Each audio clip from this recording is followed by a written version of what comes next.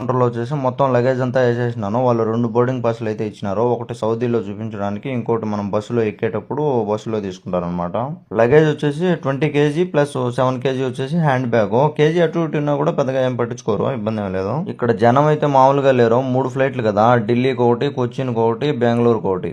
బెంగళూరుకి వెళ్లే వాళ్ళని క్యూలో అయితే నిలబడుకోమన్నారు, ఎందుకంటే బస్సులో పంపించడానికి. ఇప్పుడు ఓన్లీ బోర్డింగ్ పాస్ చూసి పంపించేసినారు. ఈ బోర్డింగ్ పాస్ సగం పీస్ వచ్చేసి తీసుకుంటారు, బస్సులోకి ఎక్కేటప్పుడు తీసుకుంటారు అనమాట.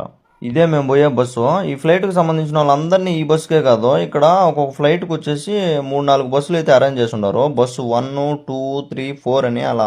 అంటే ఇప్పుడు బెంగళూరు పోయే వాళ్ళకి ఒక 3-4 బస్సులు, ఇప్పుడు ఢిల్లీకి వెళ్ళే వాళ్ళకి ఒక 3-4 బస్సులు, కొచ్చిన్కి వెళ్ళే వాళ్ళకి అలా అందరికి అనమాట 4 బస్సులు లెక్కన.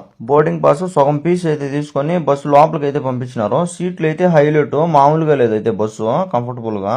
నాకు బోర్డింగ్ వచ్చేసి 11కి అయితే అయిపోయింది. బస్సులోకి అయితే ఇప్పుడు 2:30కి అయితే పంపించినారు. 3 గంటలకు బయలుదేరుతుంది. మొత్తానికి బస్సు అయితే బయలుదేరింది. 2:30కు వదిలినారు అందరినీ. 3:10కి అయితే బయలుదేరింది బస్సు. మెస్రఫ్ హాల్ దగ్గర నుంచి హైవేలో అయితే దిగి ఇంకా బయలుదేరుతుంది బస్సు. ఇంకా సర్లే అని ఇంకా పడుకుందాం అని అందరం అయితే పడుకున్నాం. మేము పడుకున్న కరెక్ట్ గా 1:10 కల్లా ఈ కోయట్ బార్డర్ దగ్గర అయితే పెట్టేసినాడు బస్సు. ఇంకా లేదు చూచి అక్కడికి 1:10 కల్లా వచ్చేసినాం. ఇక్కడ మనం మన సివిల్ ఐడి చూపించాలా, ఆ నెంబర్ కొట్టేసి మనకు స్లిప్ అయితే ఇచ్చాడు. ఆ స్లిప్ వచ్చేసి బస్సు వాళ్ళకి ఇచ్చేయాలన్నమాట. ఎందుకంటే ఈ బార్డర్ దాటాలంటే ఆ స్లిప్ కంపల్సరీ.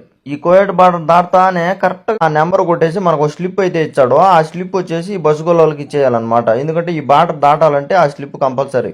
ఈ కోయట్ బార్డర్ దాటానే కరెక్ట్ గా 2-3 కిలోమీటర్లో ఇంకా సౌదీ బార్డర్ అనమాట. అదో ఎదురుగా నచ్చం చూడదే.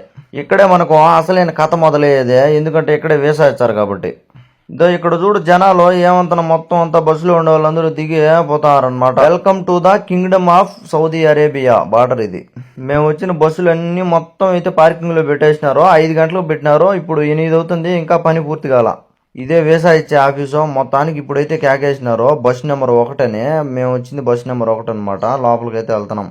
ఇంకా ఈ వెయిటింగ్ హాల్లో కూర్చుంటే ఇంకా 1 by 1 అందరికి వీసా ఇచ్చి పంపించారు. వీసా అంటే మన కోయట్లో ఇచ్చినట్టు పెద్ద వీసా పేపర్ ఇచ్చారు అనుకున్నా, కాకపోతే అది చిన్న స్లిప్ లాగా ఉంది అంతే. ఆ స్లిప్ లాగా ఉండేది కూడా బస్సు వాళ్ళు తీసేసుకున్నారు. ఇప్పుడు వీసా ప్రాసెస్ మొత్తం అయితే అయిపోయింది. ఇంకా సౌదీ లోపల బయలుదేరుతున్నాం. ఇదంతా మొత్తం సౌదీ.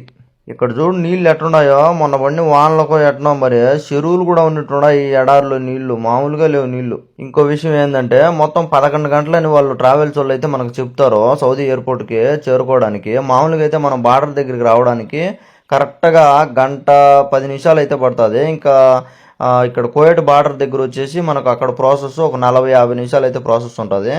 అక్కడి నుంచి ఇక్కడికి వస్తే సౌదీ బార్డర్ దగ్గరికి అక్కడ వచ్చేసి 5 గంటలకే బస్సు పెట్టేసినాడు. 9 గంటలకు మా పని అంతా పూర్తి అయిపోయింది. అంటే 4 గంటలు అక్కడే ఉన్నాం అనమాట.